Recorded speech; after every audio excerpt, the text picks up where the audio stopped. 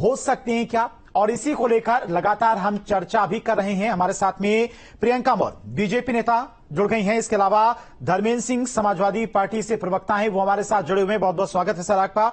और उमाकांत लड़खेड़ा वरिष्ठ पत्रकार, नावेश शिको वरिष्ठ पत्रकार हमारे साथ जुड़े हुए हैं।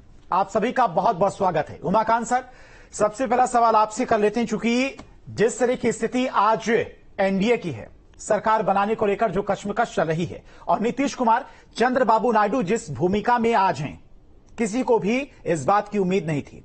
जिन नीतीश कुमार को एक बार बिहार में दरकिनार कर दिया गया था, पहले एनडीए की तरफ से भी ऐसी स्थितियां आई जब नीतीश कुमार को अलग कर दिया गया, या फिर नीतीश कुमार खुद ही वो दल छोड़कर इंडिया अलायंस के साथ में चले गए थे। लेकिन क्या फिर यह संभावना हो सकती है, नीतीश फिर से पाला बदलकर इंडिया अलायंस के साथ में जा सकते हैं क्या?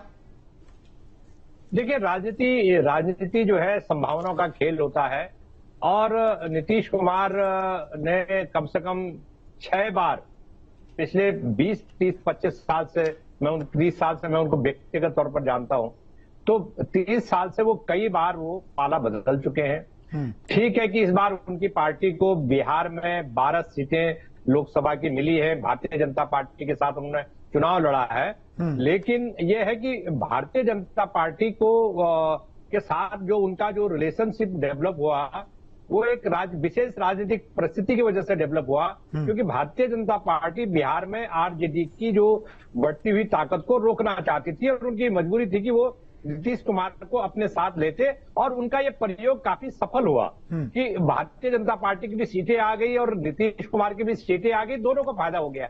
लेकिन ये भारतीय जनता पार्टी ने ये सोचा नहीं था कि इसके बाद ऐसी राजनीतिक स्थिति खड़ी हो जाएगी कि वो टोटल डिपेंडेंट हो जाएंगे, क्योंकि जिस तरह से चुनाव प्रचार के दौरान, चुनाव प्रक्रियाओं के दौरान जो कैंपेन हुए, उस कैंपेन में कई बार दोनों के बीच में तू में हुई, मतलब अंदरूनी थोड़ा दिक्कतें हुई, मतभेद पैदा हो गए। उससे ये ऐसा लगा, ऐसा मैसेज गया पब्लिक में कि भाई ये चुनाव के बाद लगता है अलग अलग रास्तों पर चले जाएंगे। लेकिन देखिए कि राजनीति का जो होती है ना, जिसको चपत बोल सकते हैं, कितनी खतरनाक होती है, उसका नतीजा देख रहे हैं हम पिछले 10-12 घंटे से, कि टोटल नीतीश कुमार बहुत भारतीय जनता पार्टी के लिए बहुत महत्वपूर्ण हो गए हैं। अगर उनको केंद्र में सरकार चलानी है तो न केवल नीतीश कुमार 12 सीट वाले, बिल्कुल उमाकांत सर, और देखिए संभावना ये भी, अगर नीतीश चले भी जाते हैं तो बीजेपी के पास इतनी सीटें हैं कि बीजेपी नीतीश कुमार के बगैर भी यहां पर सरकार बना सकती है।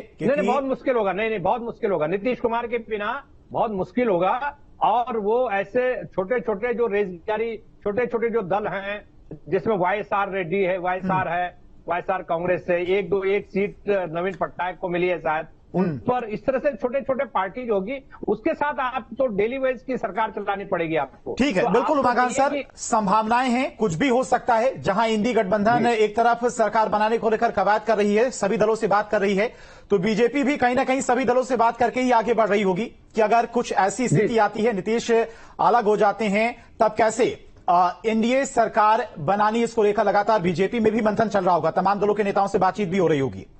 प्रियंका जी, आपके पास आएंगे। उत्तर प्रदेश की जो स्थिति इस बार देखी, इससे पहले ऐसी स्थिति नहीं देखी गई थी, और ना किसी को उम्मीद थी, क्योंकि इस बार एक बड़ा इवेंट हुआ था जनवरी में, राम मंदिर प्राण प्रतिष्ठा का, पूरे देश की नजर थी, और उसका असर क्या हुआ? उत्तर प्रदेश में असर नहीं हुआ, लेकिन मध्य प्रदेश में देखिए आप 29 की 29 सीटें जीत गई बीजेपी, उत्तराखंड में 5 की 5 सीटें, दिल्ली में 7 की 7 सीटें बीजेपी जीत गई। जीत गए। लेकिन उत्तर प्रदेश में आखिर ऐसा क्या हो गया?